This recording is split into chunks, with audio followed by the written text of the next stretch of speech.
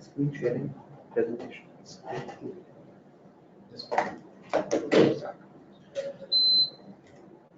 Bismillahirrahmanirrahim. Assalamu alaikum. Good evening.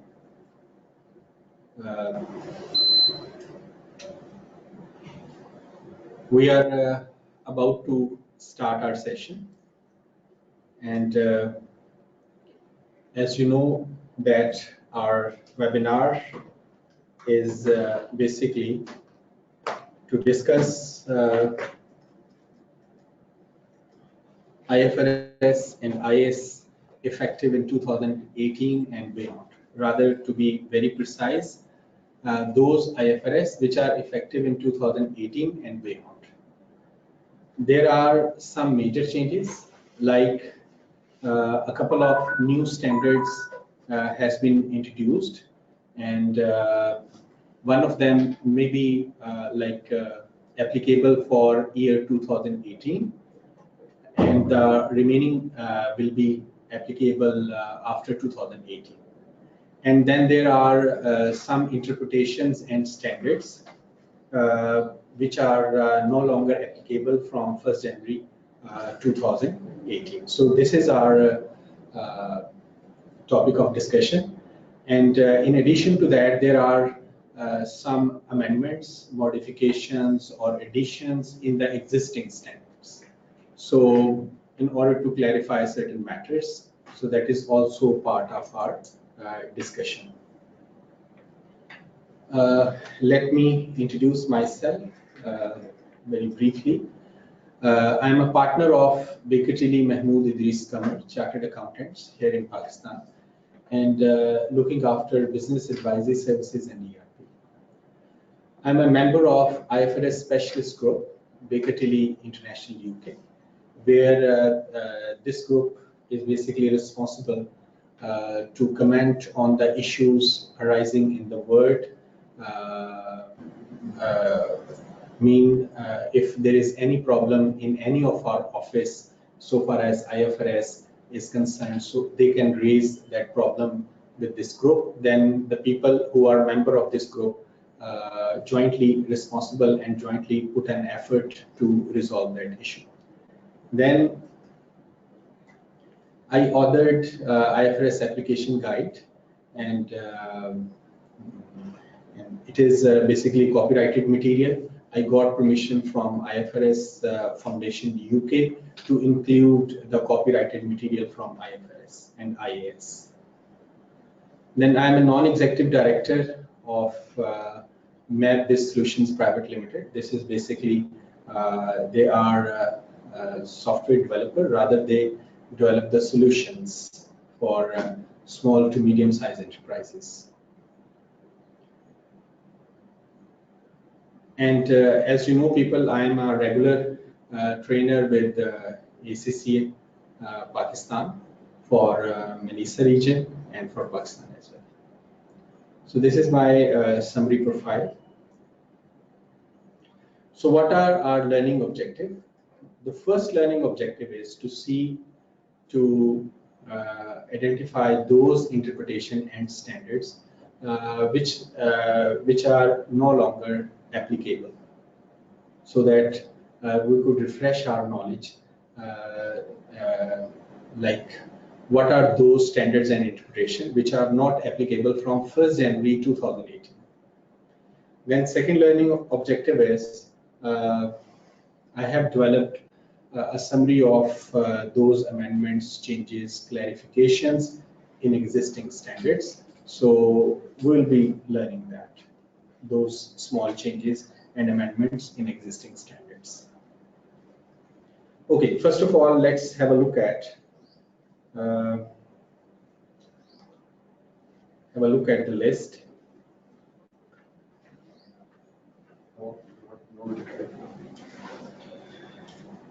Just have a look at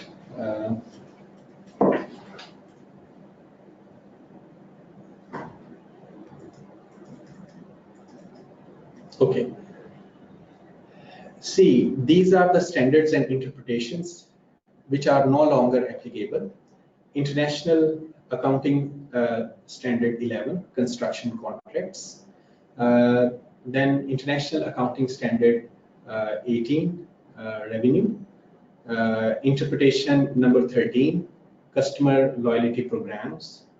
Then interpretation number 15, agreements for the construction of real estate. And then interpretation number 18, transfers of assets from customers. These standards and interpretations are replaced by IFRS 15, the new standard. All these are replaced by IFRS 15. All these. This means you will be applying International Financial Reporting Standard 15 from 1st January 2018. Then we have a list of other standards. Not right now, yes. Okay, here is a list. I hope you people can see it. This is a list.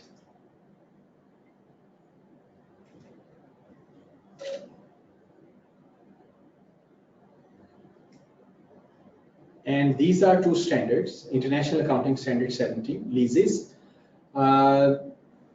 This is the last year for this standard. From 1st January 2019, this will no longer be applicable. And this will be replaced by International Financial Reporting Standard 16, leases. The name will remain same, but the number and IAS will become IFRS. This will be replaced by IFRS 16, leases. So this will be replaced. So this is the last year for this standard. Then another standard is IFRS 4. This will be superseded by IFRS 17. IFRS 17, but that will be applicable from 1st January 2021. So this means you can apply IFRS 4 for 2018, 2019, and 2020. Mean 3 years are remaining, and you can continue applying IFRS 4 for these 3 years. Then there are other standards. There is a small change, clarification in International Accounting Standard 12, income taxes, that is effective from, mean that change should be applied from January 31st, 2019. Then there is an interpretation 23, which will be applicable after 1 year, uncertainty over income tax treatments. This is also related to the International Accounting Standard 12. Then there is a small change, not change, in fact, a small addition in the International Accounting Standard 19. That is also applicable after 1 year. Thereafter, there is a change in International Accounting Standard 23, borrowing cost, but that change is very important, and that was practical point, and that was raised with the IASB. So IASB clarified that point, and now that point has become part of the standard. And but this modification will be applicable from Jan 31st, 2019. Then there is a small change in International Accounting Standard 28. Not change again, I would say this is basically a clarification of one concept. And this is applicable in 2018. You can apply that clarification in 2018. Then International Accounting Standard 40. Again, there is one clarification about the transfer of investment property. When you want to transfer a property from investment property to the owner-occupied property or inventory, or from inventory or owner-occupied property to the investment property, So there is one clarification, so that will be applicable in 2018. Then there is a small guideline, though practically we people were applying that guideline, but formally they have given that guideline in the interpretation 22, and that interpretation is also applicable in 2018. Then there is a very small change in IFRS 1. There was one exemption, but that exemption is no longer applicable or no longer valid because that was time specific, and that time is over now. Okay, then there is a small change in business combination, IFRS 3, and it is linked with IFRS 11, joint arrangements. So this change will be applicable from January 31st, 2019. Then there is one important exception added to the financial instrument, and this is important, especially for those organizations where they have investments in the financial assets, especially in the equity instruments and in the debt instruments. So there, this change will be applicable, and because it's important because you can see that it is applicable in this year 2018. Then we all know that IFRS 15 will be applicable from this year, and we discussed IFRS 15 at length during our IAS and IFRS marathon session. Then there is a new standard, another new standard, IFRS 16, not mentioned here, but then insurance contracts, and small change in IFRS 11. I think this is a repetition in IFRS 11 mentioned here, and it is mentioned here again, but it's only a repetition. So this is in summary, so far as changes, amendments, and the new standards, and those standards which are superseded, which will be superseded, is concerned. Now let's have a discussion on these changes one by one. Okay, first of all, let's start our discussion with the International Accounting Standard 12. International Accounting Standard 12.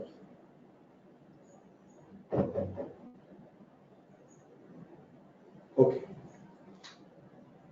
See, International Accounting Standard 12, every year when we plan our tax, why we plan our tax? Because we need to calculate the amount which should be paid, and for that purpose we calculate the taxable profit or taxable loss, and we need tax basis as well, so that we can calculate deferred tax asset or liability related to our company.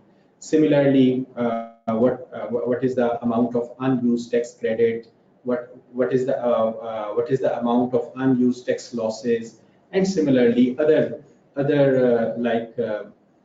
balances and amounts which need to be included in your financial statements.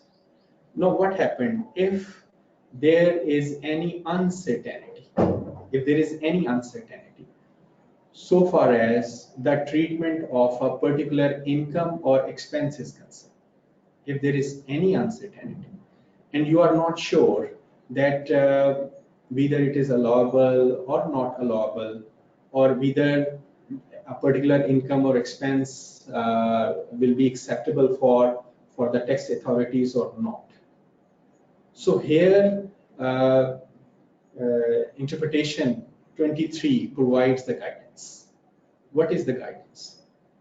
If it is probable that a particular accounting treatment or particular tax treatment is acceptable for the tax authorities, if it is probable, then you should follow that while determining your taxable profits and other like tax bases or unused tax losses, unused tax credits, and other amounts. But if it is not probable, then you should use your best estimate.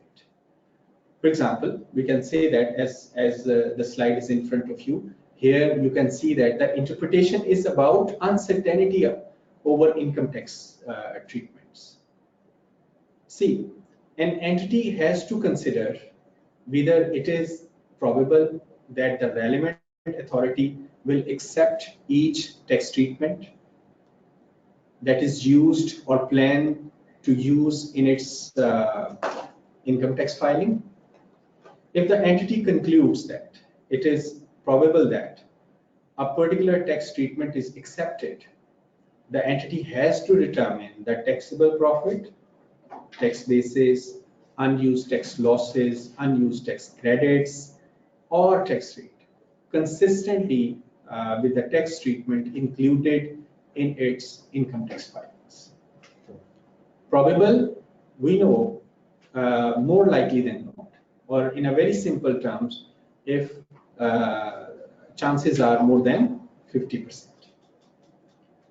On the other hand, if the entity concludes that it is not probable that a particular tax treatment is accepted, the entity has to use the most likely amount or the expected value of the tax treatment when determining the taxable profit, tax loss, tax basis, unused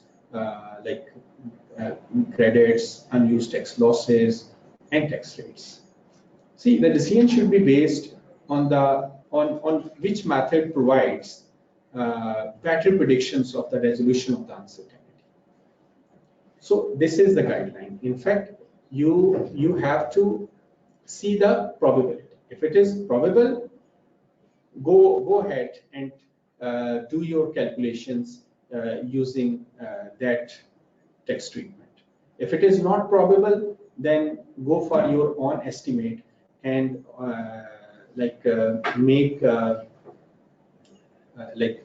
use your judgment and try to find out what could be the most likely outcome.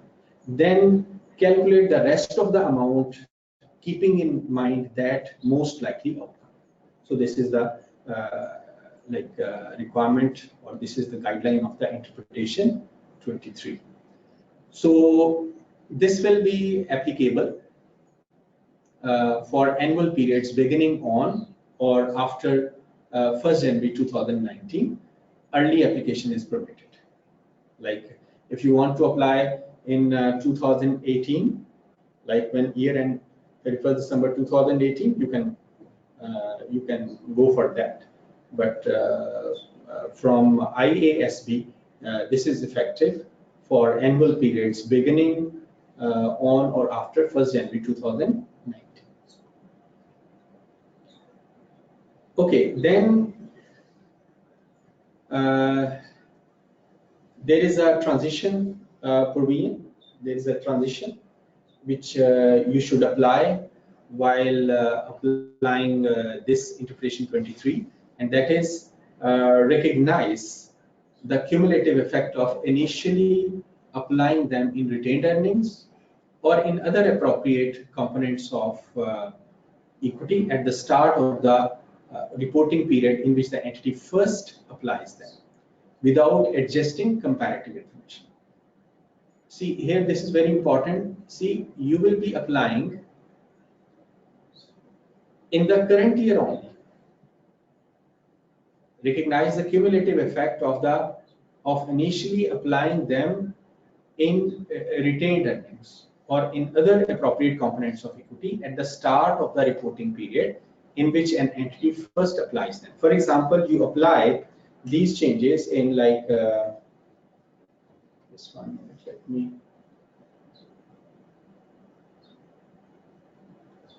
Like if you apply them like in 2018, like if you apply them in 2018, so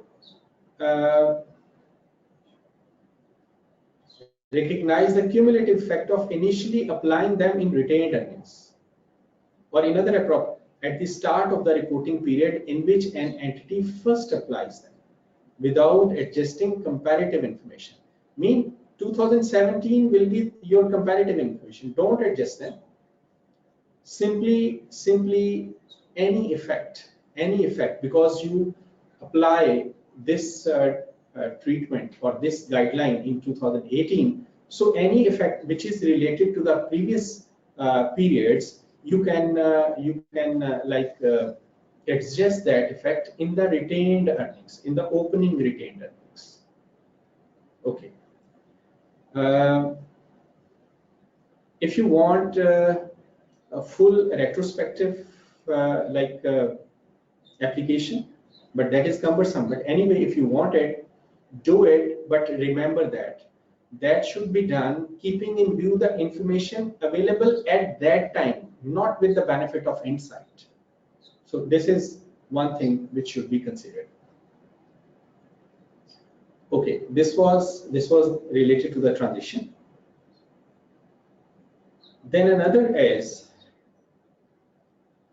related to the income tax consequences of dividend. Normally, income tax consequences related to dividend are recognized in the profit and loss account. But there are instances and there are situations where income tax consequences of dividend may not be recognized in profit and loss account. You might be recognizing them in the other comprehensive income. Like here we can see that the income tax consequences of dividend are recognized in profit or loss for the period, except to the extent that the income tax consequences of dividends arise from the circumstances which is recognized in the same or different period outside profit or loss, either in OCI or directly in equity. What does it mean? Like if you recognize a dividend in other comprehensive income for whatever reason, we shall be discussing one situation where you can do that. If you are recognizing a dividend in other comprehensive income, then the tax consequences of that dividend will also be recognized in the other comprehensive. So this is the existing requirement of International Accounting Standard 12. What is the example where you will be recognizing the tax consequences of dividend in other comprehensive income? Just recall International Financial Reporting Standard 9. See, if you have invested in equity instrument, that is your, of course, financial asset, and you designate it right at the inception at fair value through other comprehensive income, then dividends, of course, will be recognized in profit and loss account. Any dividend from this equity instrument will be recognized in other comprehensive income, in the profit and loss account. However, the IASB noted that dividends could represent a return of investment. I will be mentioning over here so that you can differentiate what I want to say over here. Return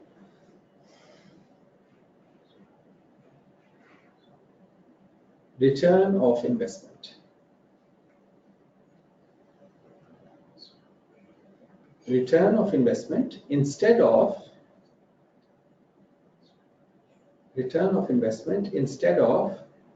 return on investment.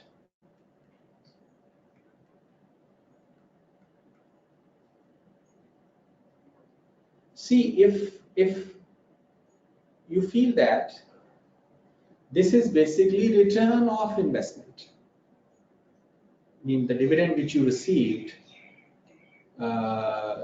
as a result of your investment in that equity instrument, that is basically return of investment instead of return on investment, then the IASB decided that the dividend that clearly represent a recovery of the part of the investment are not recognized in profit or loss.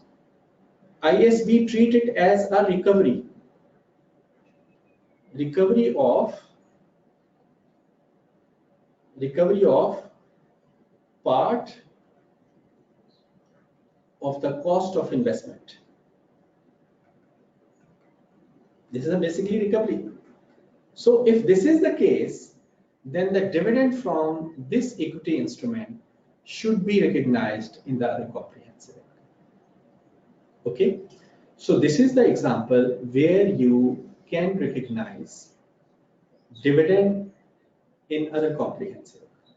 Now the next question arises, should the tax consequences of this equity instrument be recognized in OCI or profit or loss?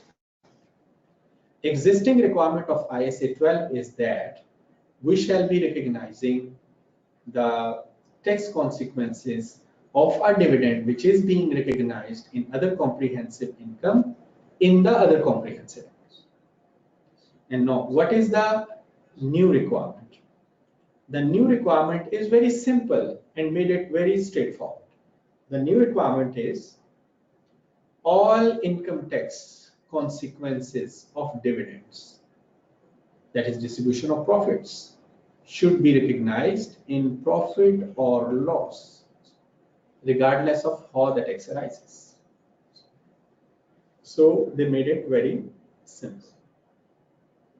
You can apply it early. There is no transition provision available because this is quite straightforward. Because when you recognize a dividend in a particular year, so that relates to that particular year. So if it is being recognized in OCI, then remember that if you want to apply this new amendment, then you will be recognizing the tax consequences in the profit and loss, regardless that the dividend is being recognized in the other comprehensive income. So this is all about International Accounting Standard 12. If I just quickly recap what we discussed, number one, if the entity concludes that it is probable that a particular tax treatment is accepted, the entity has to use that treatment for the calculation of taxable profit and like tax basis, etc., etc.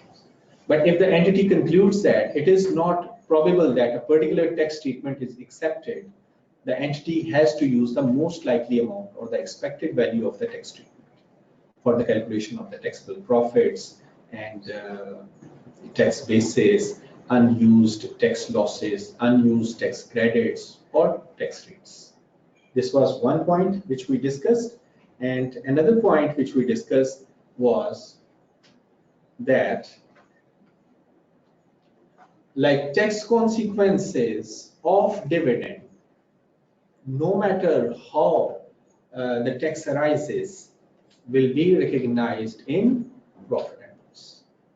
Both these amendments are applicable for annual periods beginning on or after January 1st, 2019. Early application is permitted. Okay, now let's move to another standard. Another is International Accounting Standard 19. International Accounting Standard 19. So what is the change in this standard? See, when there is an amendment, curtailment, or settlement of a plan occurs, it is now mandatory that the current service cost and the net interest for the period after the remeasurement are determined using the assumptions used for the remeasurement. In other words, updated actuarial assumptions must be used to determine the current service cost and the net interest for the remainder of the annual period after a plan amendment, curtailment, or settlement, when an entity remeasures its net defined benefit liability or asset. This is a small addition.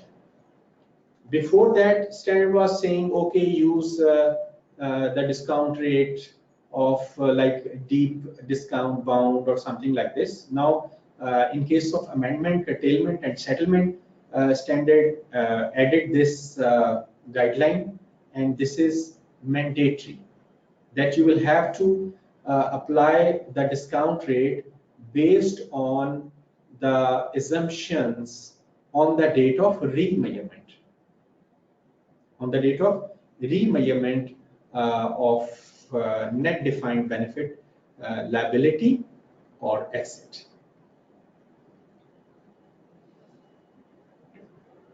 This is effective. You can apply this to the amendments, curtailments, or settlements of plan occurring on or after the beginning of the first annual reporting period that begins on or after January 1st, 2019. Early application is permitted but must be disclosed. So this is all about International Accounting Standard 19, a very small addition, very small addition. And I suppose that this is basically a very realistic approach, because when you are remeasuring everything in case of curtailment, amendment, or settlements, so why not the discount rate? That must be based on revised or updated actuarial assumptions prevailing at the date of remeasurement. Okay, now next is International Accounting Standard 23, borrowing cost. So here they have provided very interesting guideline. I mean, maybe people follow this guideline, from their common sense, but a number of people were not in the favor of this treatment. But anyway, after after this amendment of this amendment in International Accounting Standard 23, the matter is resolved. Every body will have to follow this approach. Okay, people still have objection on this approach, but they can raise later on with the IASB, and that can be considered later on. But now this change has taken place. What is the change? See, I'll have to refresh your knowledge of International Accounting Standard 23, and then I plan to use a small illustration in order to make you clear about this amendment. Why? Because this standard is applicable to large number of organizations which are being audited by you people, which are being managed by you people.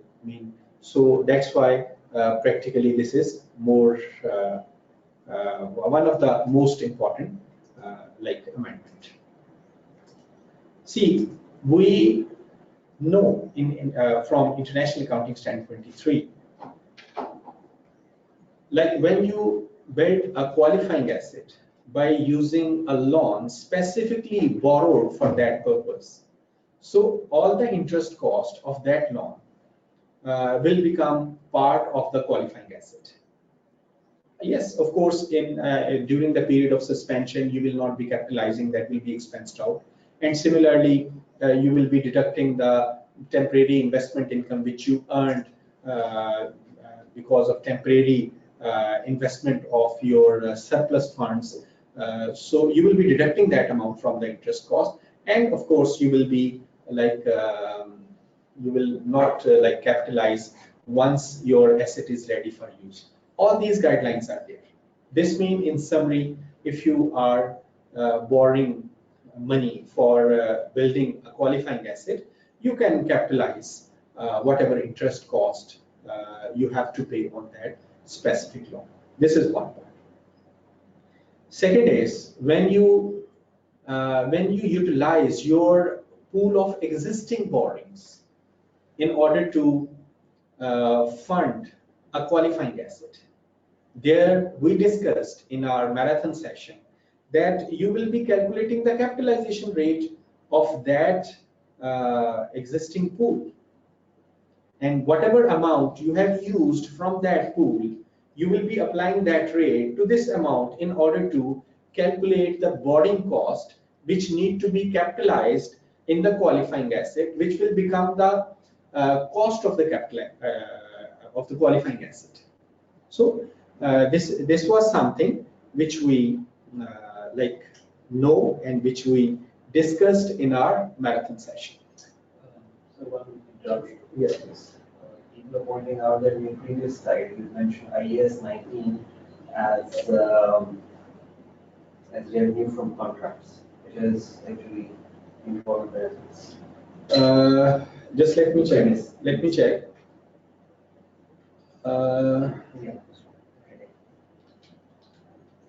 Okay. Thank you very much, because a lot of standards need to be covered, a lot of things need to be taken care of. Maybe I forget to change its heading, and I'm happy that my respected friends are listening me and watching these slides very carefully. Thank you very much. And sure, this is employees benefit. Thank you very much. And I should do it on this slide as well. This is basically employees benefit.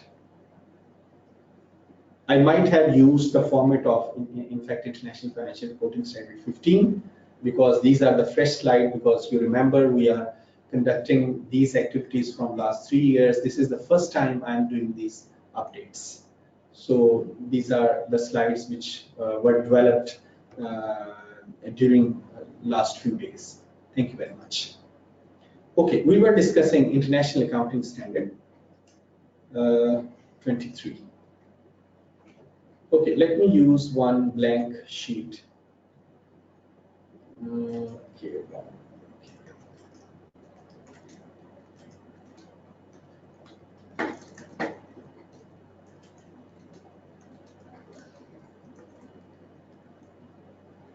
See, for example, we have,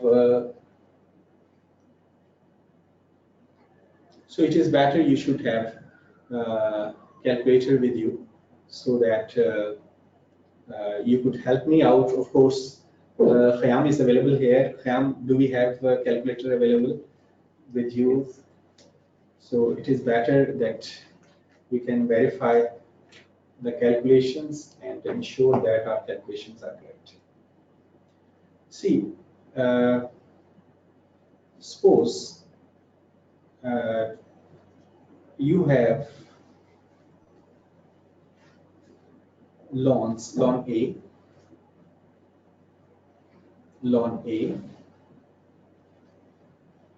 say $200 million.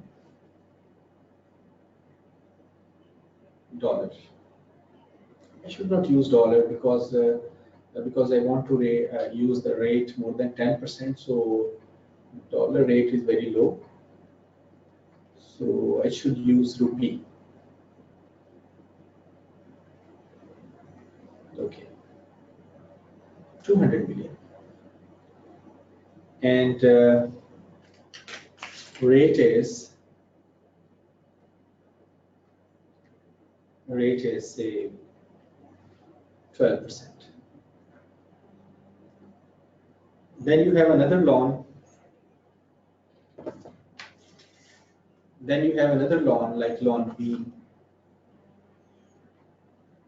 and loan B is say like 400 million, and the rate on this is 15% per annum.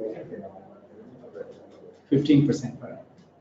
Then there is a say loan C, I would say 350 million. 350 million, and the rate is 14%.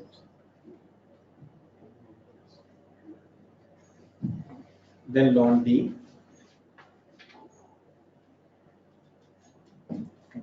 200 million.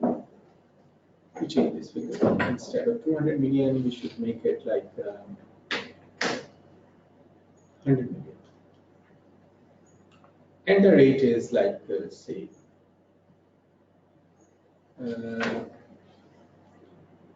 16%.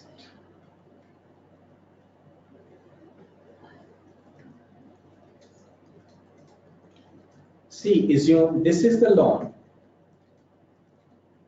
which you have taken specifically for the purpose of building of a qualifying asset. This is a specific loan.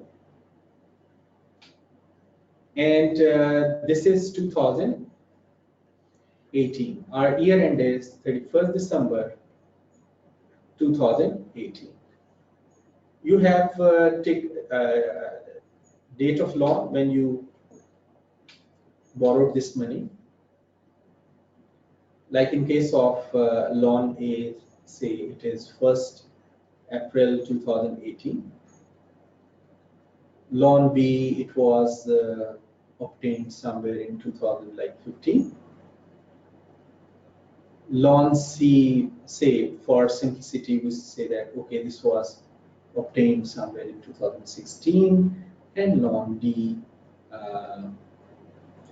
like in 2017. I mean, all these are old loans. Now, if you want to calculate the capitalization rate, which is applicable to your borrowings, to your pool of borrowings, of course, we shall exclude this loan. We know, because this loan is borrowed for a specific purpose, for the building of a qualifying asset. All interest costs related to this loan will become part of the cost of that qualifying asset. And this is the pool which will be used for building of another qualifying asset, for example, machine B. So say we assume that this loan was taken for machine A. This was taken for building of machine A,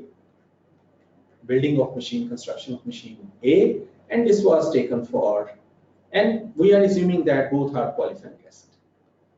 Okay. For machine A, this rate will be applicable. And for machine B, we will have to calculate, We'll have to calculate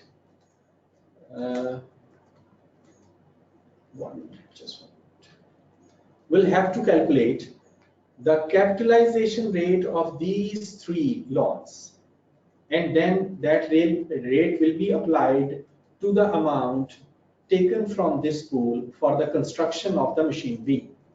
Okay, first of all, let's calculate the capitalization rate. Okay. Capitalization rate will be equal to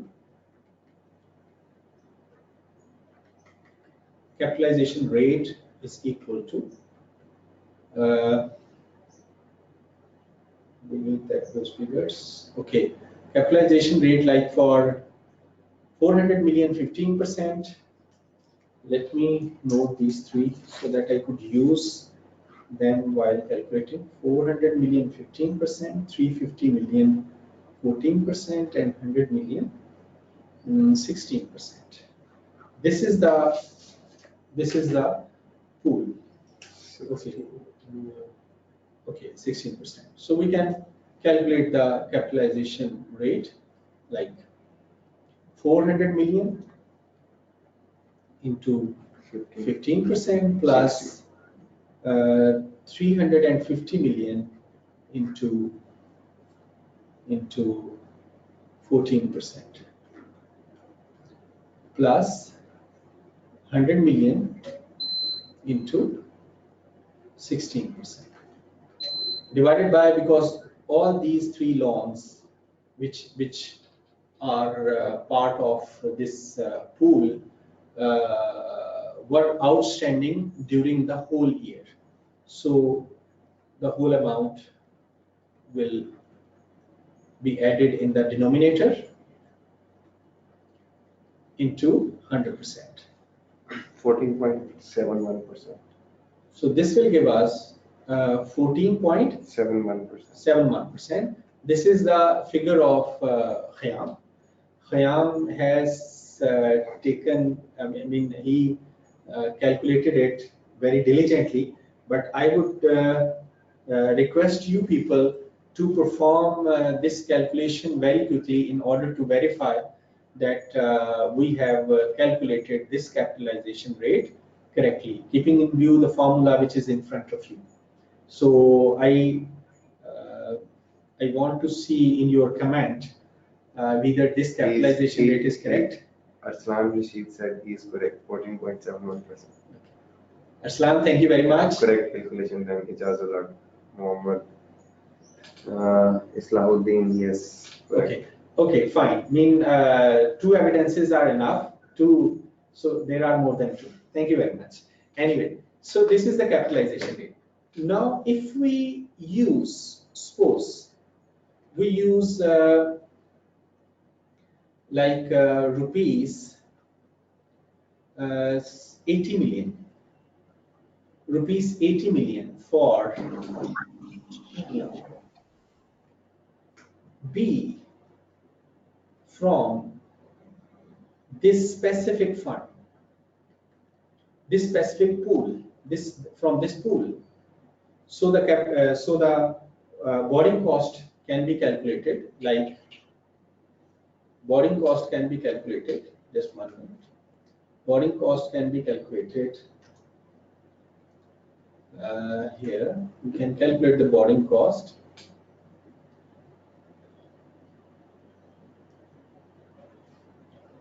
Borrowing cost, which should be capitalized on machine B, will become 80 million. Like we have taken it is presumably on 1st January 2018, and now it is 31st December 2018. So this will give us 14.71% into 80 million. So this will give us the borrowing cost of 80 into 0.147. 11.77. 11.768 million. This will give us this amount. So this is quite straightforward, simple. We learned in marathon. Like capitalization rate will be applied to the amount which we have taken from that pool for the construction of a qualifying asset in order to determine the borrowing cost. And for machine for machine A, of course, 12% rate will be applied, which is related to loan A, specific loan. No, let's move to the next year. Like now we are in 2019. What happened? Machine A is ready for use. Machine A is ready for use on 31st March 2019. But the loan A not paid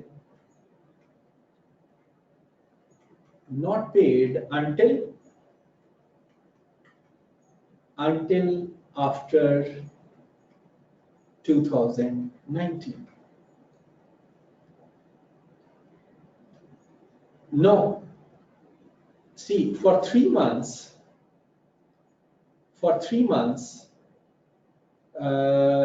loan A is a specific loan. Loan A is a specific loan. specific loan till 31st March 2019. Thereafter mean from 1st April onward, from 1st April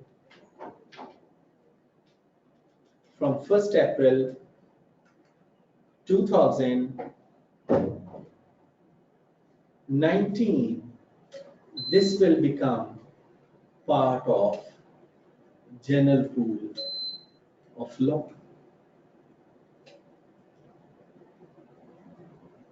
This means from 1st April 2019, this will become part of our existing loan.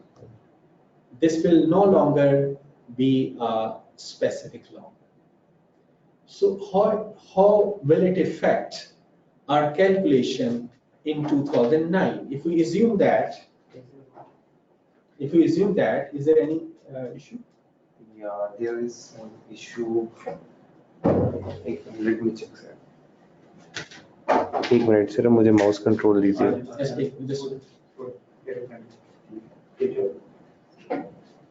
So should I continue? Okay, fine. Okay, it is better I should say it over here as well. Okay, so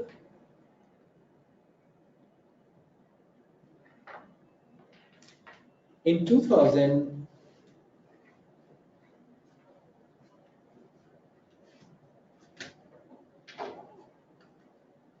I want to be here, just 1 minute.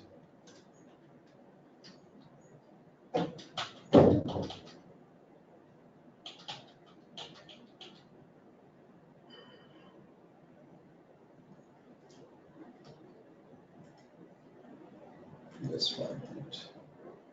Okay. I want to move to another page. Hopefully I'll be able to do it now. Okay, now this is the new page for us. Now we are, for example, on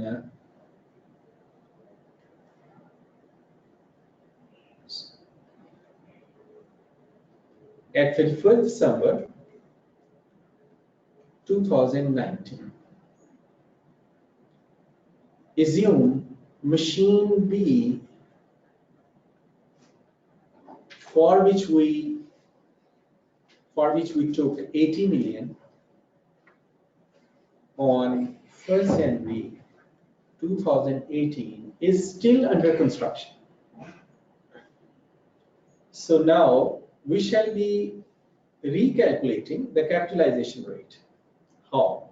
All loans, loan A, loan B, loan C, loan D. We will be calculating capitalization rate by using all these loans.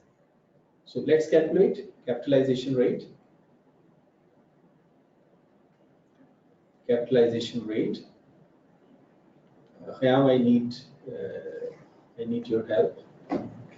Okay, loan A is 400 million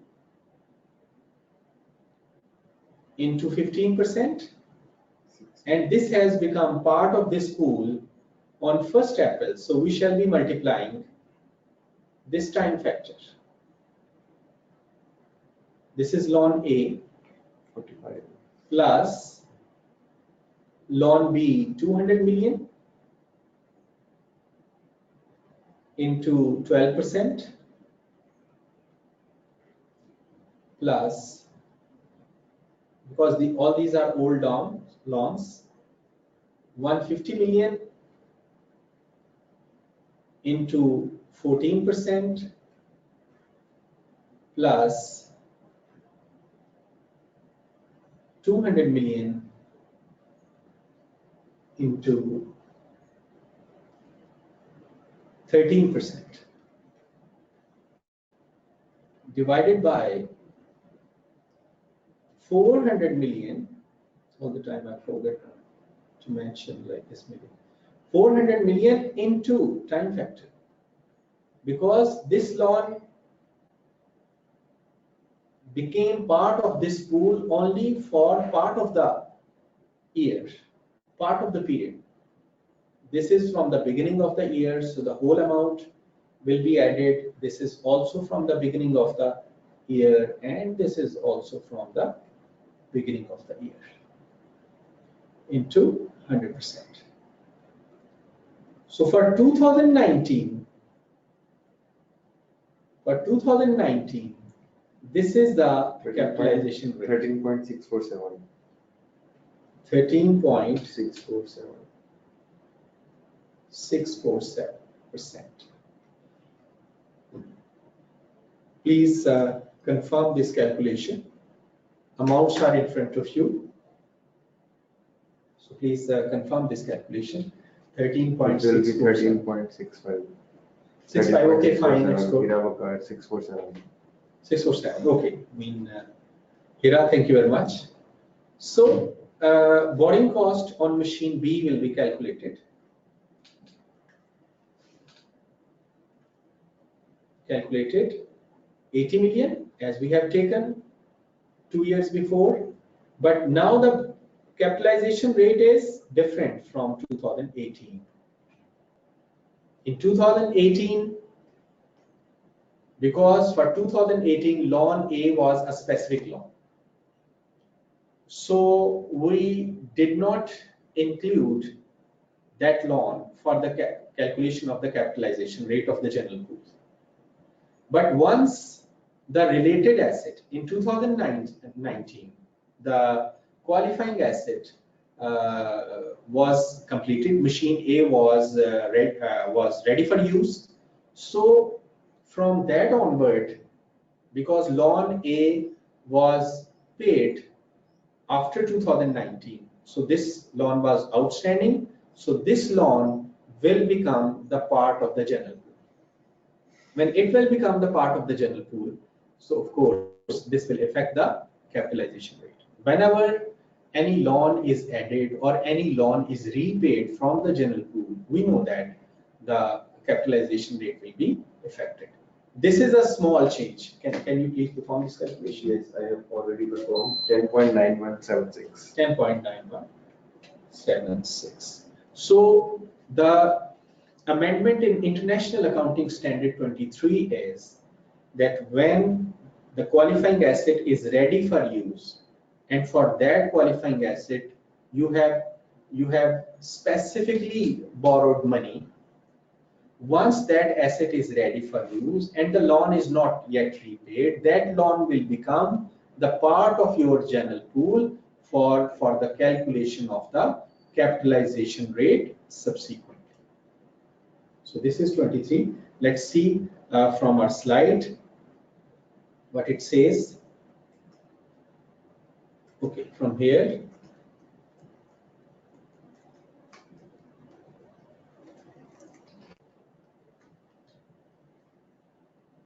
Okay. The amendment is the amendment to International Accounting Standard 23. People are posting questions like we have questions from the previous slides. Do you want to answer them? Yes, we can start answering them, no problem, because we have finished a part of it.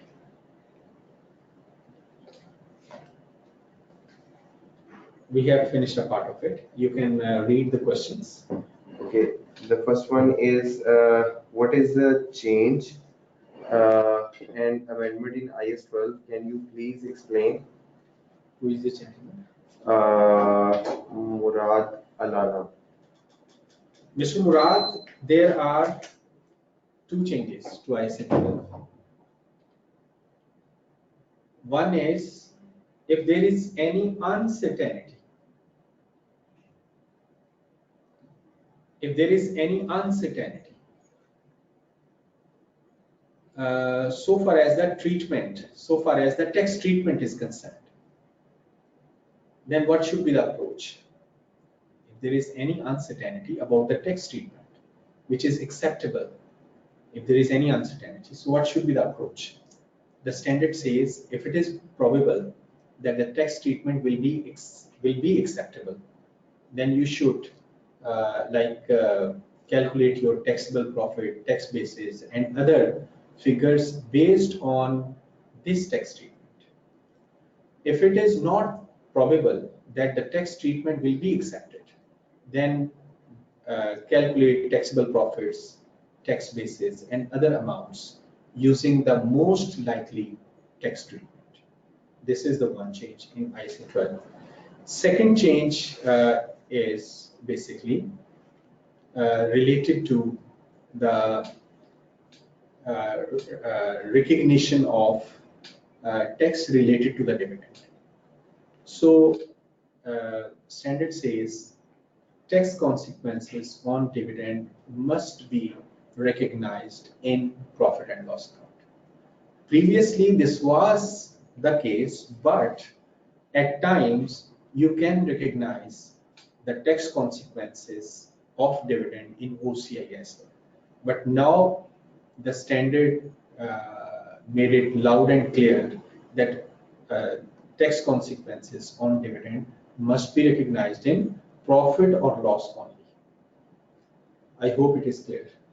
Any other question? The other questions have been asked by Rehan Yusuf.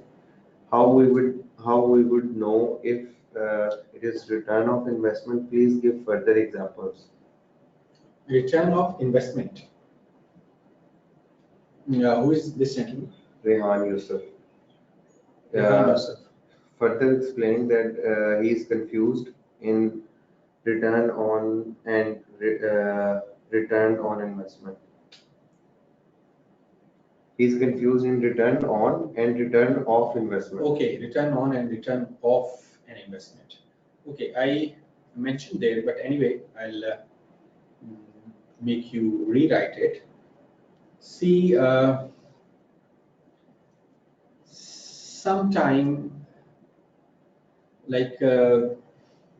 return represent a recovery of the part of the cost of the investment. There is a cost of investment. And sometime the dividend represents the recovery of the part of that asset, that financial asset. So that is return of investment. And if it is not a recovery, then it is a return on investment. Though this point was discussed by IFRS, but further guideline is not available. Further, maybe in future, IAS will provide further guideline in this area. But this is the case. Like this was the point which I mentioned in relation to the tax consequences of dividend. I hope it is clear. Okay, the next one is what about comparative for dividends? Hassan Ahmed. Comparatives for dividend. Hassan, please mention the standard name as well, because we are discussing more than one standard at the same time. Rehan Yusuf asking how it is known that it is a recovery. Is this mentioned in the dividends? Is this mentioned in the dividend? Dividends or the return? No, it is not mentioned in the dividend. In fact, you invested an amount. You invested, for example, 100,000, and because of some discount or premium, you in fact recognize a different figure. So sometimes that dividend reflects the recovery of your cost of investment. Okay, next. The next one is from Umar Abdul Wajid. What are the concerns people having on the amendments of IAS 23? Are they not happy because taxable profits will still kept on increasing as they cannot charge interest expense to PNL? Who is this gentleman? Umar Abdul Wajid. Umar, you are very right.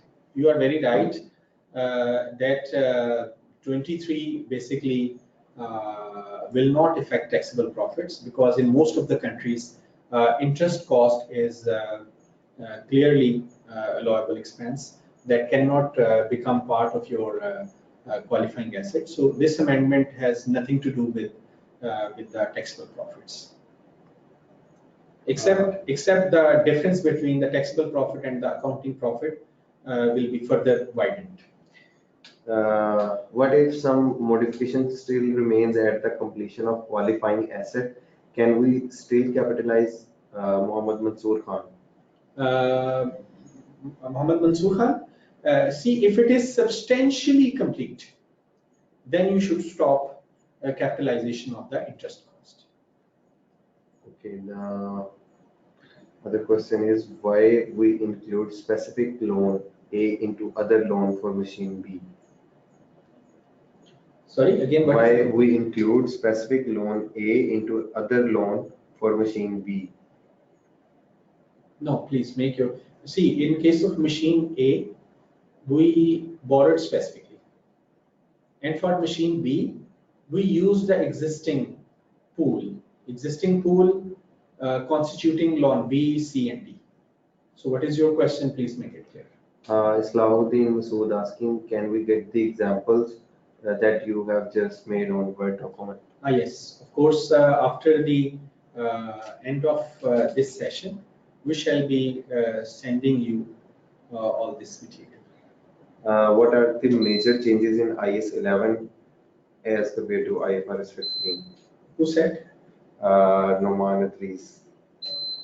Numan, see, one major change is like IAS 11 is superseded by IFRS 15. And now all the guidelines, those 5 steps which are mentioned in IFRS 15 will be applicable to the construction contracts. So IAS 11 is no longer there. Okay, Usama Junaid asking, what if we only have specific loan and no general borrowing, and qualifying asset is completed and any specific loan is left after completion of asset? Okay. What will be the treatment of leftover amount of this loan? Usama Junaid. Usama, see, once your asset is complete, now that loan, that specific loan will become the part of the general pool. I think we answered it earlier. That will become the part of the general pool. Usama, Okay. do you have any other question, or are you clear now? Okay, Hassan asking if the taxes for the dividends were treated under OCI, but after the change, the taxes are now to be treated under profit and loss. Will we have to restate the previous years as well, or will they remain in OCI for previous periods? Okay, let's go back to that area. You can see here we were discussing.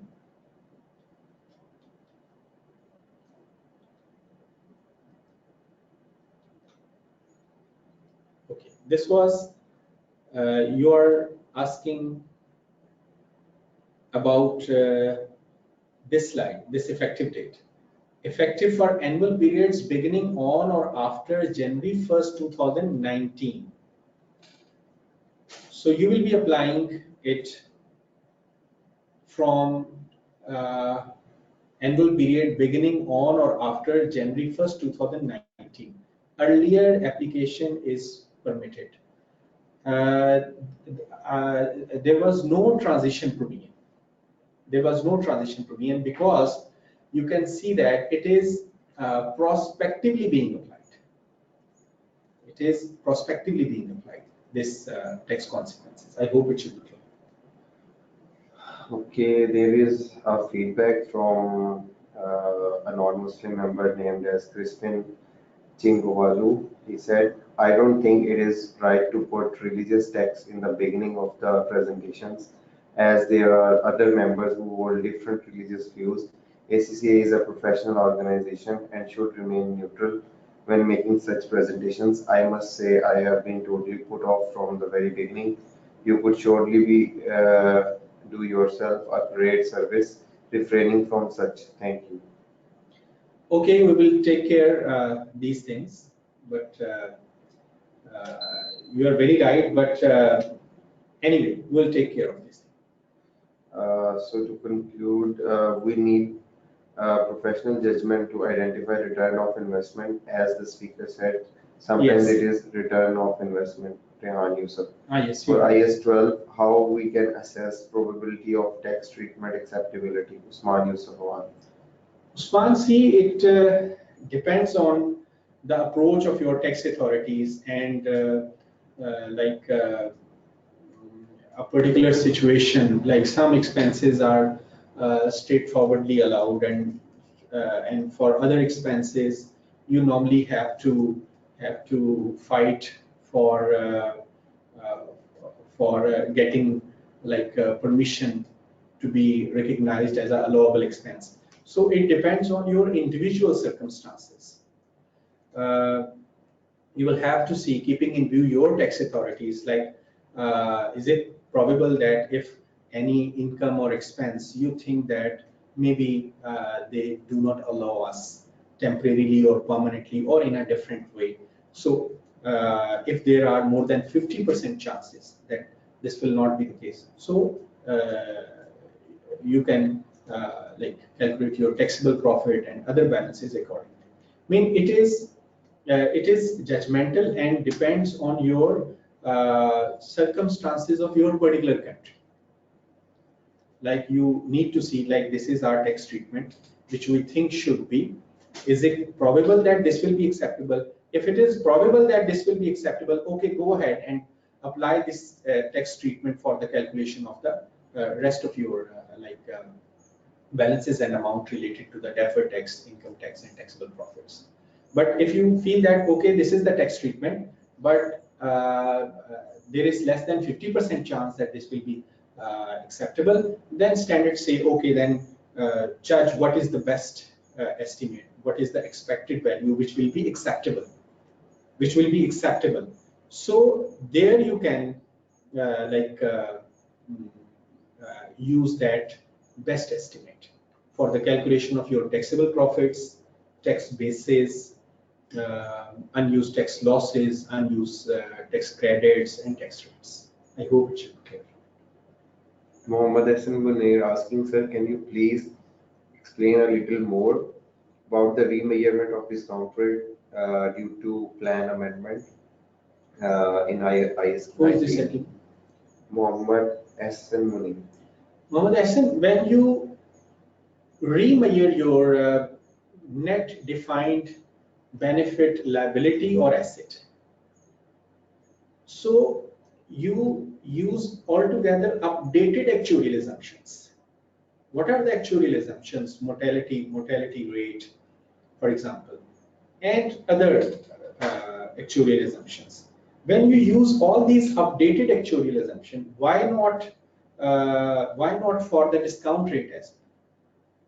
Previously or so far, the standard says, okay, use the same discount rate, like based on the deep discount bound or things like this, but now it is more clear, and this approach is more objective. That standard says, this amendment says, when you are remeasuring everything, when you are updating all the actuarial assumptions, so use those updated actuarial assumptions for the determination of the discount rate as well at the measurement date.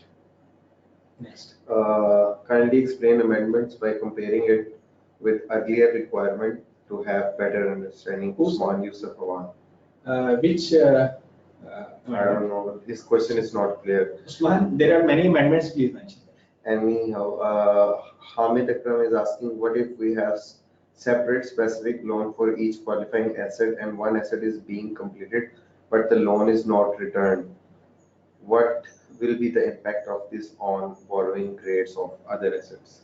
No, this will not affect the borrowing rate of other assets, because as you mentioned, you have specifically borrowed for other assets as well. So because one asset is completed, and now this loan is you can say that will become the part of the general pool, but the other loan will continue with the other qualifying asset. This rate will not affect the others. Numan Idris sir briefly discuss five-step model framework as per new IFRS 15. Okay. I think we should move forward so that we could reach somewhere. Then we can take question later on, no problem. Towards the end. Okay. Okay. So this was 19. So this was the borrowing cost.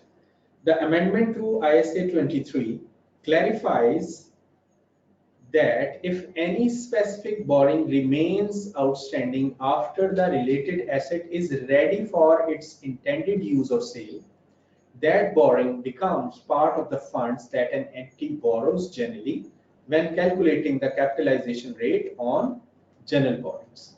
The effective date is effective for annual periods beginning on or after January 1st, 2019. Earlier application is permitted. Okay, now is the International Accounting Standard 28. See, IFRS 9, if we just look at the background of this, IFRS 9 financial instrument excludes from its scope. This is basically not an amendment. The most appropriate word should be clarification. See, IFRS 9 financial instrument excludes from its scope interest in associates and joint ventures accounted for in accordance with IAS 28, investment in associates and joint ventures. However, the IFRS Interpretation Committee received a number of submissions asking whether scope exclusion applies only to interest in associates and joint ventures to which the entity equity method is applied, which seemed a point not clear to some stakeholders. In fact, in a very simple way, due to scope exclusion in IFRS 9, people felt perhaps people need rather clarification that if we are not applying equity method to the investment in associate and joint venture, then should we be applying IFRS 9? The answer is yes. This amendment or this clarification made it clear, yes, if you are not applying equity method in case of investment in associate and joint ventures, then you will be applying for those long-term investments IFRS 9. Effective date is basically periods. This is applicable for periods beginning on or after 1st January 2019. There is a transition provision for this as well. See, the amendments are effective, as I mentioned, for periods beginning on or after 1st January 2019. Earlier application is permitted. This will enable entity to apply the amendment together with IFRS 9 if they wish so, but leaves other entities the additional implementation time they had asked for. The amendment are to be applied retrospectively, but they provide transition requirements similar to those in IFRS 9. So this is International Accounting Standard 28. Small clarification in that.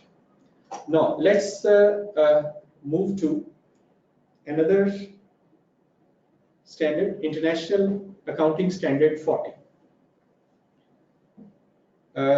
Here we all know from our marathon session, and otherwise we know that International Accounting Standard 40 relates to investment property,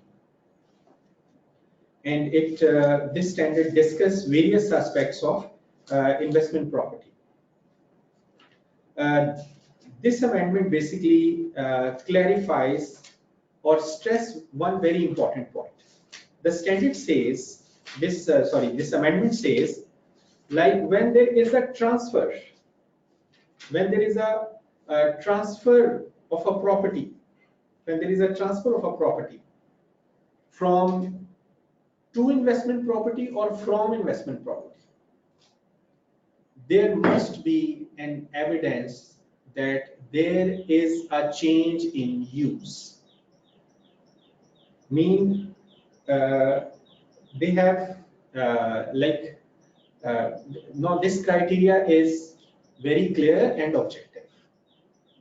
Like there should be an evidence that there is a change in the use of a property, only then you can transfer from investment property. We know that, I mean, like if a property is an inventory, is included in the inventory, and there is a change in use, so you can transfer it from inventory to the investment property. And similarly, if you have an owner-occupied property and there is a change in use, mean that that use now fulfills the definition of the investment property. Now you can change it from owner-occupied property to the investment property. And similarly, like if you have an investment property and you started its construction for future use as an investment property, so this property will remain as an investment property even during the period of the construction. The point which is clarified by this amendment is mere intention of the management is not enough. There should be an evidence of the change in use. Only then you can transfer your property from or to investment property. See, it says an entity shall transfer a property to or from investment property when and only when there is evidence of a change in use. A change of use occurs if property meets or ceases to meet the definition of investment property. A change in management's intentions for the use of a property by itself does not constitute evidence of a change in use. So now this is, I hope this is a small change, it is clear now. These amendments are effective for periods beginning on or after January 1st, 2018. This means from this year you will be applying, earlier application is permitted.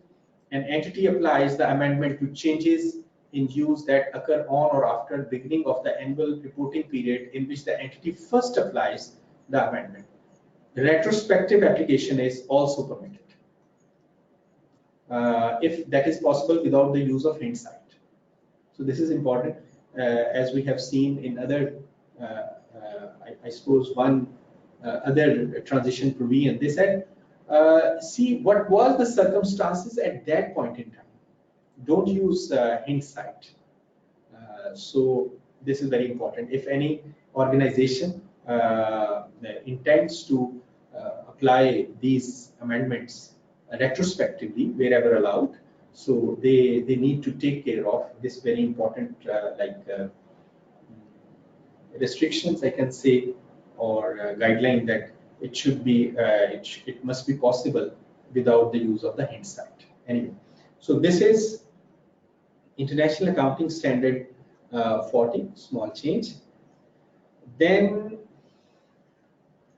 there is a change, in fact, interpretation 22, it will affect International Accounting Standard 21 and to some extent International Accounting Standard 8, foreign currency transactions and advance consideration.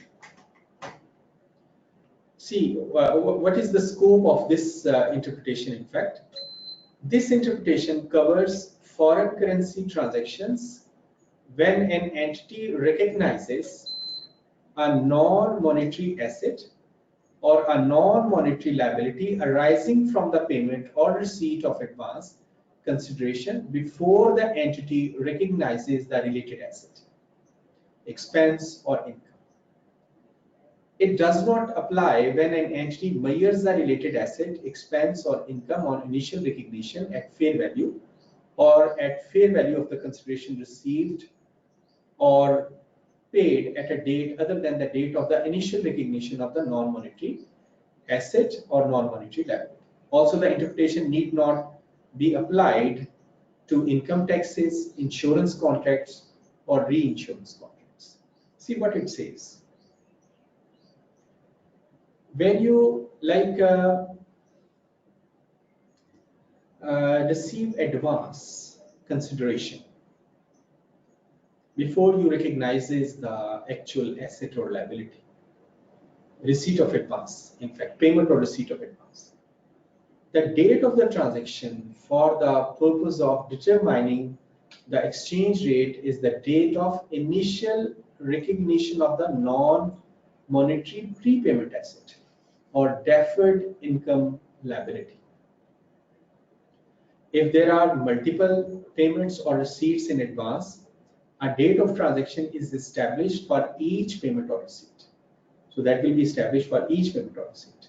Simply, if you receive advance, like for example, against revenue, if you receive advance, so at what rate it should be translated? Of course, when you receive the date of that receipt of that advance, so you should translate that like deferred into deferred revenue using the rate prevailing at that date. Its effective date is, you can apply it retrospectively. Then if you want to apply it retrospectively, then you can use the guideline given in International Accounting Standard 8, accounting policies, changes in accounting estimates and errors. I repeat it again.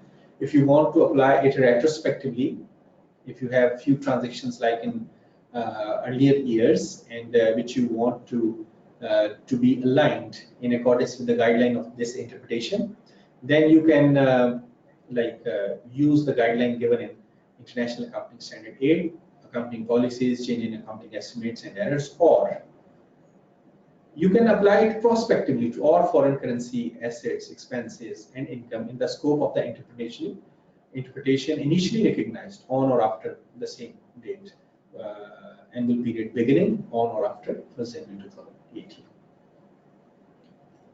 So this was interpretation 22, which I mentioned relates to International Accounting Standard 21 in foreign currency transaction, as well as International Accounting Standard 8. Okay, now insignificant clarification or amendment. In fact, there was one requirement, paragraph short-term exemptions in paragraph E3 to E7 of IFRS 1, because that was time-bound, that has already served its purpose. So this is no longer applicable for annual periods beginning on or after January 1st, 2018. So I'll not be putting much stress on that, because this will automatically not affect your financial position and financial statement in 2018. Okay, now comes to the share-based payments.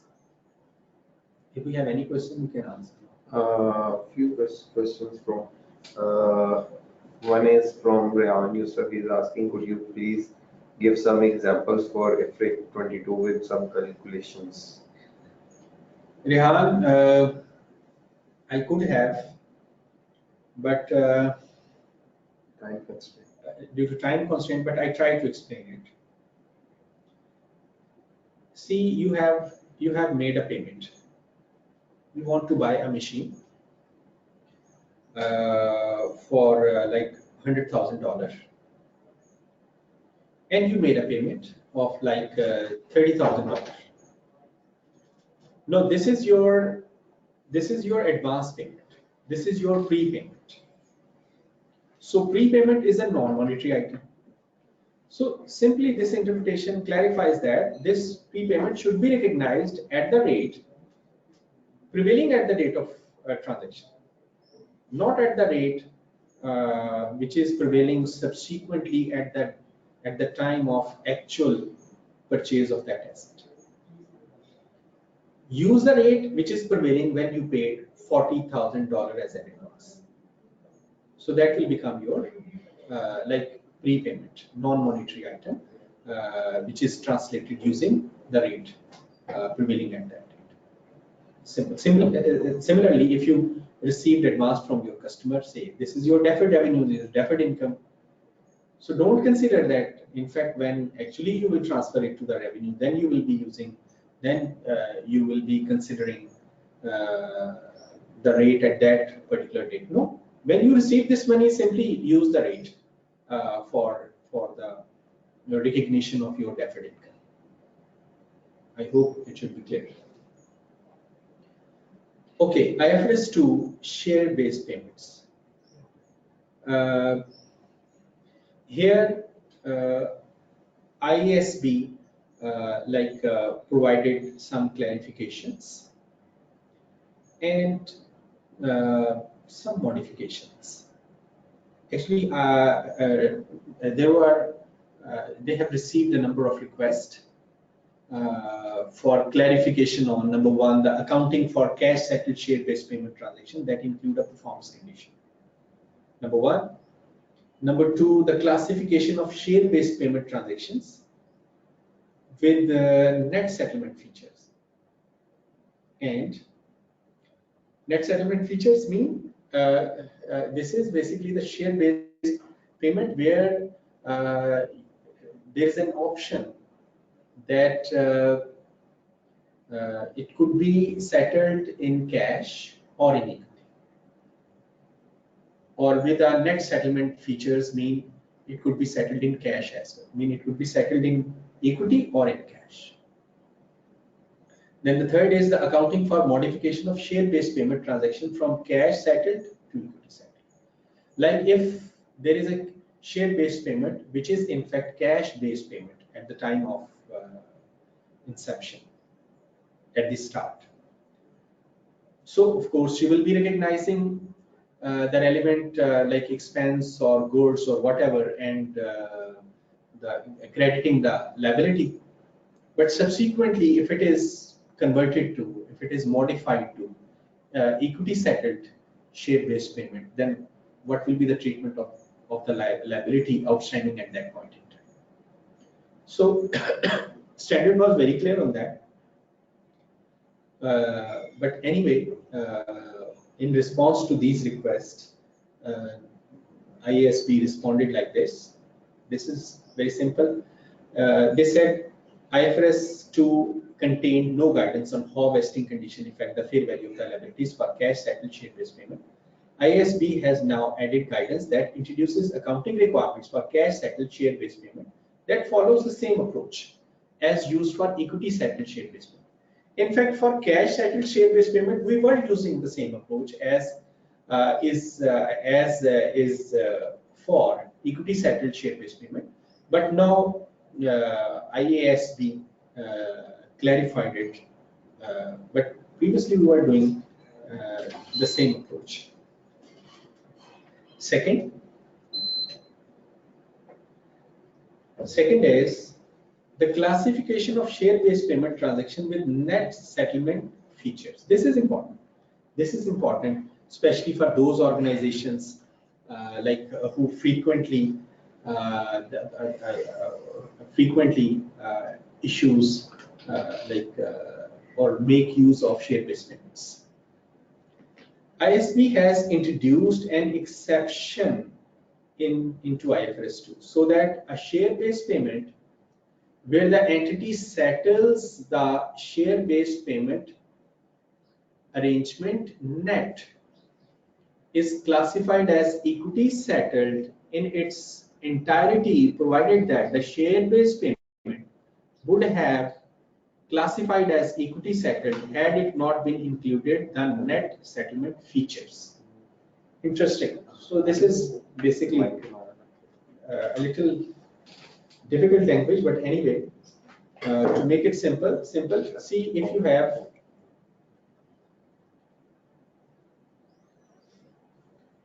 if you have a share-based payment,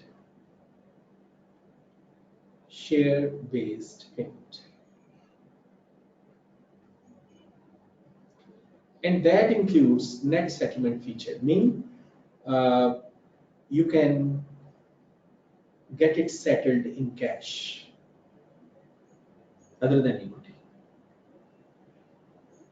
So this clarification says, look at the other terms and conditions of this share-based payment. Other terms and conditions. Except this, ignore this. Based on these terms and conditions, see if it is equity settled. If it is equity settled, if the answer is yes, in this consideration, we have not taken into account this feature. If the answer is yes, so treat it as equity settled share-based payment.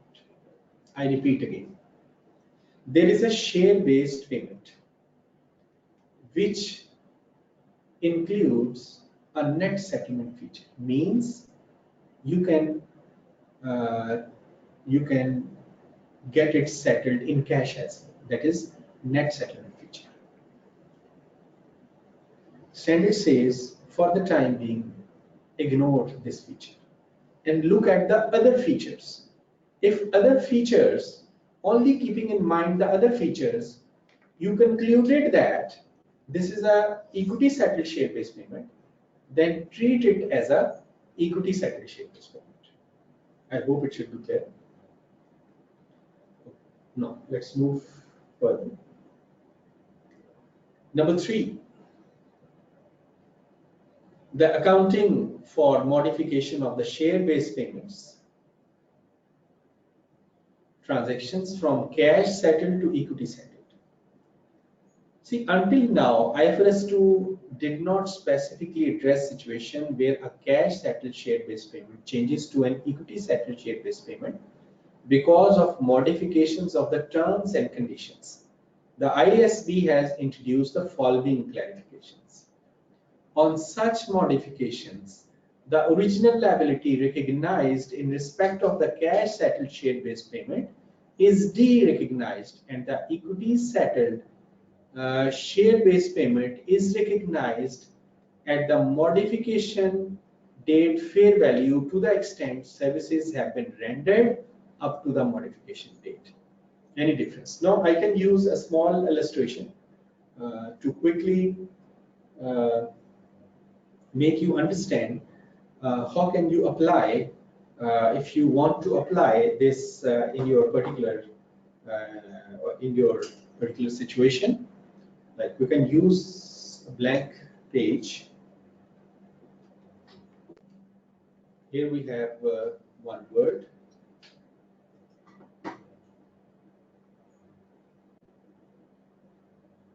This one. Give me some. Okay, here we have page. This is the blank page, another page. So I should mention over here, we are discussing here IFRS 2. Clarification number 3. Like you have a cash settled share-based payment. Why there is a time lapse? Why there is a time lapse? Have you done anything with this? No. Okay, sure not. Okay, cash settled. See, there is a time lapse. Share-based payment. And vesting period is say 4 years. And we know that in cash settled share-based payment, every year we calculate the liability. recalculate the liability. At the end of second year,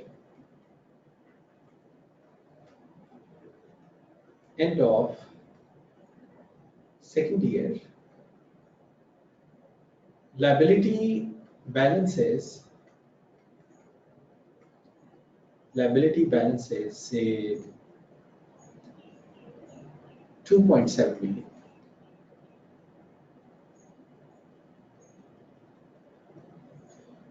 Now it is modified to the equity settled share-based payment. Now let's go back. What it says,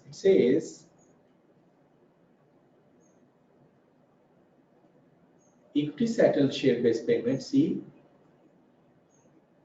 the original liability recognized, which is, I suppose we mentioned over there, 2.7 million. 2.7 million. Yes. Okay. 2.7 million is de-recognized. Liability will be having a credit balance. So de-recognizing means you will be debiting this amount. And the equity settled share-based payment is recognized. At what? At the modification date fair value. At the modification date fair value. So if you go back to our calculation,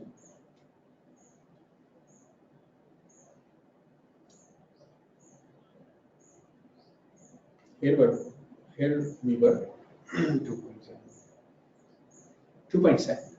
Now, at the end of second year, we will calculate the fair value of equity settled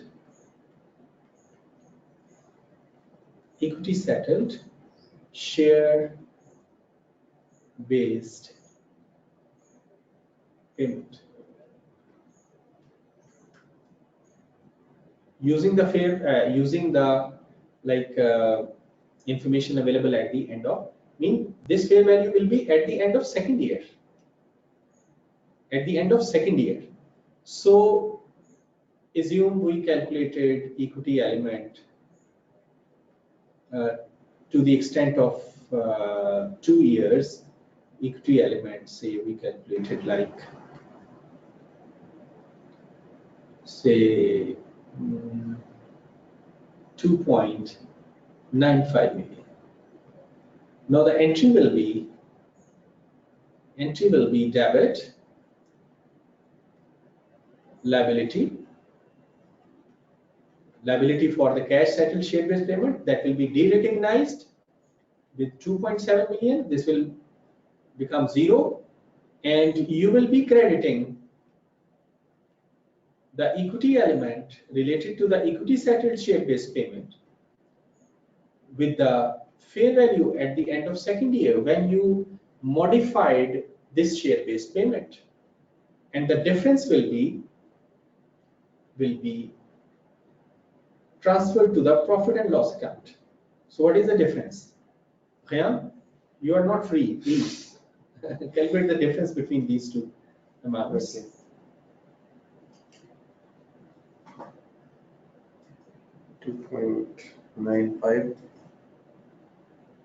2.95 minus 2.7. 0.25 0.25 million. So any difference I can calculate without using will be charged to the profit and loss. This difference could be here as well.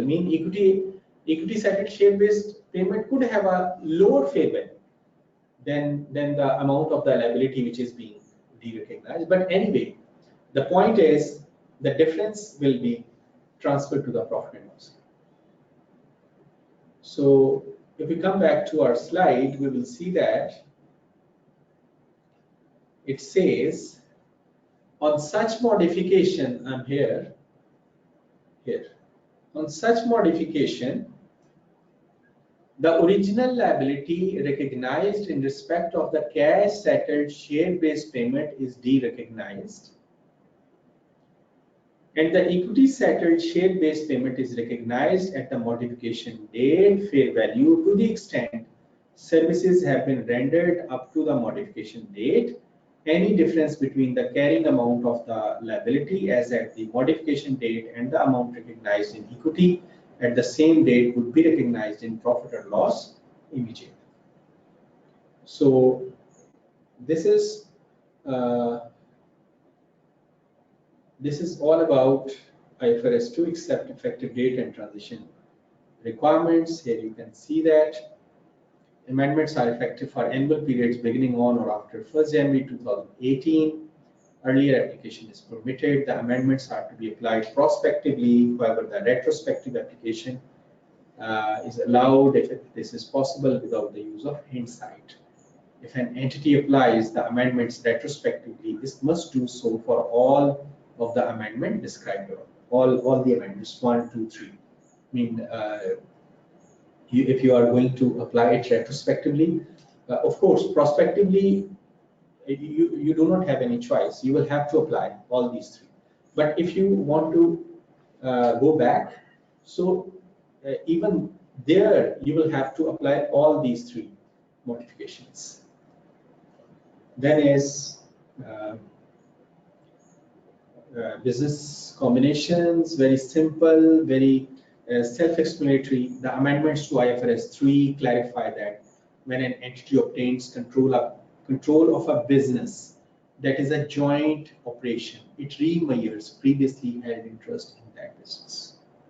The amendment to IFRS 11 clarify that when an entity obtains joint control of a business that is a joint operation, the entity does not remeasure previously held interest in that business. Very clear, very obvious. Of course, first paragraph relates to IFRS 3. Mean now, for example, previously it was a joint operation. Now it has become your subsidiary. So you will have to remeasure that previously held interest. IFRS 11 says if you have obtained joint control, and if in fact it was a joint operation, then you need not to remeasure previously held interest.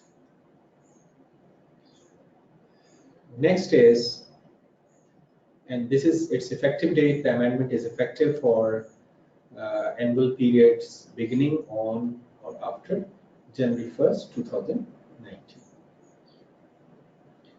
Then there is very interesting exception. I would say exception. Why I would say exception? Because standard has some guideline, and this amendment introduces an exception to that basic principle. What it says? It says prepayment features with negative compensation amends the existing requirements in IFRS 9 regarding termination rights in order to allow measurement at amortized cost or depending on the business model at fair value through other comprehensive income, even in the case of negative compensation payments. Negative compensation payments. So this is an interesting change. See, a debt instrument, if you just recall IFRS 9, a debt instrument that meets the 2 conditions must be measured at fair at amortized cost, net of any write-down for impairment, unless the asset is designated at fair value through profit or loss under the fair value option. And those 2 conditions are business model test and cash flow characteristics test. Now, in case of prepayment features with the negative compensation, mean these 2 conditions are not being met. Okay, business model test is not being met. Similarly, cash flow characteristics are not merely the principal and the interest.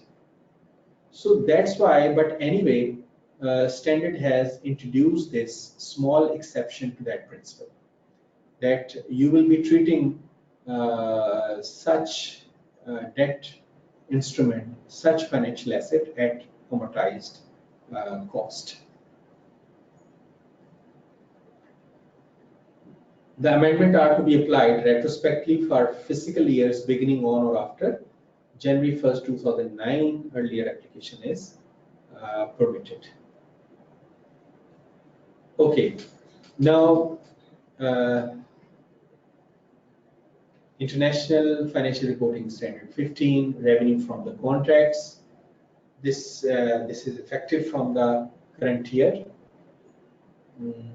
So earlier application is permitted. So we discussed this standard at length during our marathon session. One of our members asked for the repetition of those 5 steps. Okay, let me do that very quickly. Those 5 steps were, in fact,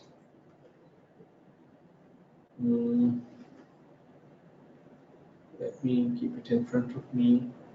And, that is yes. So those 5 steps were: number 1. In fact, the core principle was revenue is recognized when the entity satisfies the performance conditions. So 5 steps are: step number 1, there should be a contract, identification of the contract with the customer. Step 2, identification of the separate performance obligation in the contract. Step number 3, determine the transaction price.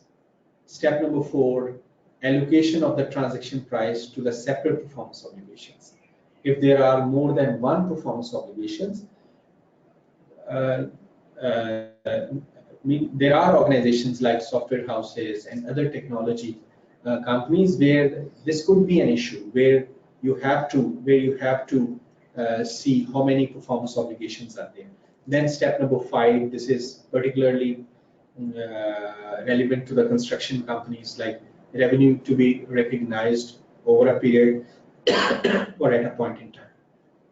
So for more detail on IFRS 15, I would recommend go through the videos available on bme.com and YouTube as well. Yes, as well. If you just mention IFRS IAS marathon, so you will find these videos. So it is better to go through those videos, and I hope that will make you very clear. Then IFRS 16, we discussed this IFRS 16 at length during the same session, but this will be applicable in 2019. If you want to apply it early, you will have to apply IFRS 15 as well. Otherwise you cannot apply it in 2018 unless you apply IFRS 15. Then IFRS 17, we have almost 3 years before this standard need to be applied. Earlier application is permitted, but provided you apply both IFRS 15 and IFRS 9. So this is all about recent developments, clarifications, modifications, amendments. So I can understand that we tried to cover a big picture in a very small time, and really when I was preparing it, I realized that sometimes you really need to think what is the existing requirement. You need to recall, okay, what was the actual concept related to this matter, but and only then you can appreciate what are the amendments, what are the modifications. But anyway, for us, it is not possible to allocate you a separate time for this thinking process, though we tried it by sending you the list of those interpretations and standards which will be discussed, or where amendments, clarifications, or modifications are there. Anyway, thank you very much. If you just go through the material which we are going to send you shortly, then hopefully you will update yourself so far as the recent developments are concerned. If we have any question, we can quickly answer that. We have few questions. Yes. Handouts are downloaded. Okay. Mr. Harun is mentioning that these handouts are downloadable, but I don't Already know uploaded. whether those documents which Markings? yes. That will have to email. Okay, fine. I have uploaded two documents. One is the presentation and the other one is the list. Okay. Any other, if you want to share, please let me know. No, the same these slides and these slides you have already uploaded, and then I suppose two Word documents where we have discussed IFRS 2 and International Accounting Standard 23. Okay, that will be uploaded on Google Play Store. Okay, we have a few questions left now. Hassan Raza asking if exchange rate prevailing on date of invoice is different than date of advance. Invoice to be recognized at which rate? Exchange rate prevailing on date of invoice. Yes. Is different than date of advance. See, you have already recognized the deferred income. Simply, you need to transfer it to the invoice will be based on your deferred income amount. Okay, Nomana 3 is asking what is net settlement feature? Net settlement feature whereby you can get cash on the date of settlement. Okay, what would be the other features in IFRS 2, Rehan Yusuf, for net settlement? No, other features are like those features which helps you in deciding whether this is a equity settled share-based payment or cash settled share-based payment. Fair value at the end of the second year of liability was 2.7. Should the fair value not be the same at the same date? Not necessary. Not necessary. It could be a little higher or a little lower. Okay, what is negative compensation amendments? Please give some example. Like if you have a debt instrument that has an option that the holder can give that loan back to you.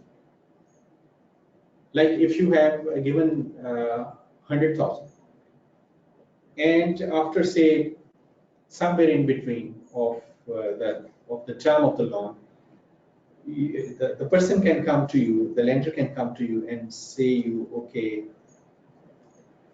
I want to give it back to you, and your outstanding is like 60,000, but I'll be paying 55,000. So this is negative settlement.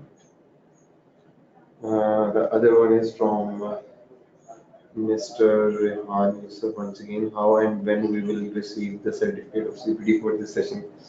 The answer to this question is that you will receive your CPD certificates through email, and it will be emailed to you in the coming week because Saturday, Sundays are off at ACCA.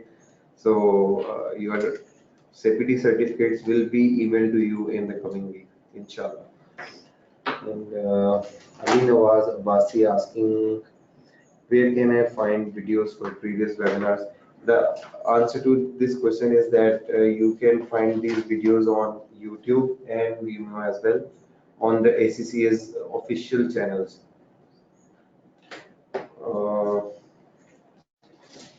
Mr. Primus paying thanks to you, saying his best regard. I found the examples used during the IFRS 12 very useful. If we could have working examples for each IFRS IAS in future presentations, that would make the principles earlier to understand and apply. Sure, we will try, because adding this sort of activity to each standard require more time. But anyway, in future we will consider this is a useful suggestion, because even during the session people were commenting that these small illustrations are very helpful in the understanding of the concept. Thank you for your best regards. Some more people are posting questions now. They are asking, Mr. Abubakar, can you please put some light on revenue recognition of construction industry? Revenue recognition of construction industry. See, step number 5 is very important. Where you decide based on certain factors whether the revenue will be recognized over a period of time or at a point in time. Previously, this distinction was not very clear. If you just look at International Accounting Standard 11, this distinction was not very clear. I don't say this was not there, but this was not very clear. Normally, it was considered these construction contract, the revenue related to the construction contracts should be recognized over time, but IFRS 15 made it very clear, and it has given certain conditions. If those conditions are there, then revenue related to construction contract could be recognized at a point in time. If you just refer to our webinars on IFRS 15, which we conducted last year, there I tried to explain this point with the help of a couple of practical examples. So this is the situation. Like step number 5 is important. Yes. Okay. Thank you very much. Thank you. Thank you for your. We have more questions. One is asking, in the slides there are some interpretations mentioned along with slides, but the PDF file shared by ACCA do not have that interpretation. Can you upload the slides as well? Okay, go ahead, no problem. Normally we do not upload the slides, but anyway, no problem. I have already uploaded the slides, but they are right. Asking for no, they are right. In fact, the notes which are given under the slides, when you convert it into the PDF, those disappear. But there are, I suppose, options. If you just go through the options button, you can find some options whereby you can include those notes as well. Okay. Thank you. I think we should. What other document of Word do you want to share with them? These 2 documents which are already opened. Already shared. Thank you very much. Thank you for your participation, and thank you very much. In the meantime, I am going to upload the PowerPoint presentation because that includes a commentary. So they can download it right away, or they have to download later on from Google Doc link that we will send to them through emails.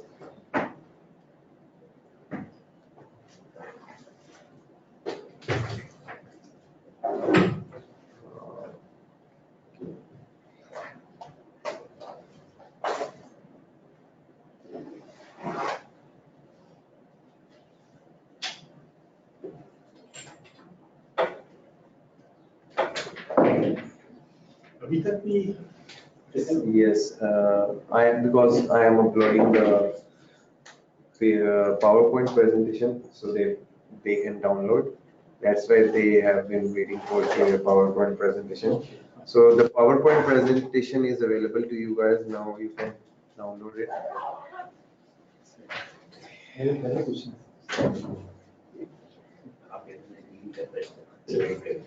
Thank you.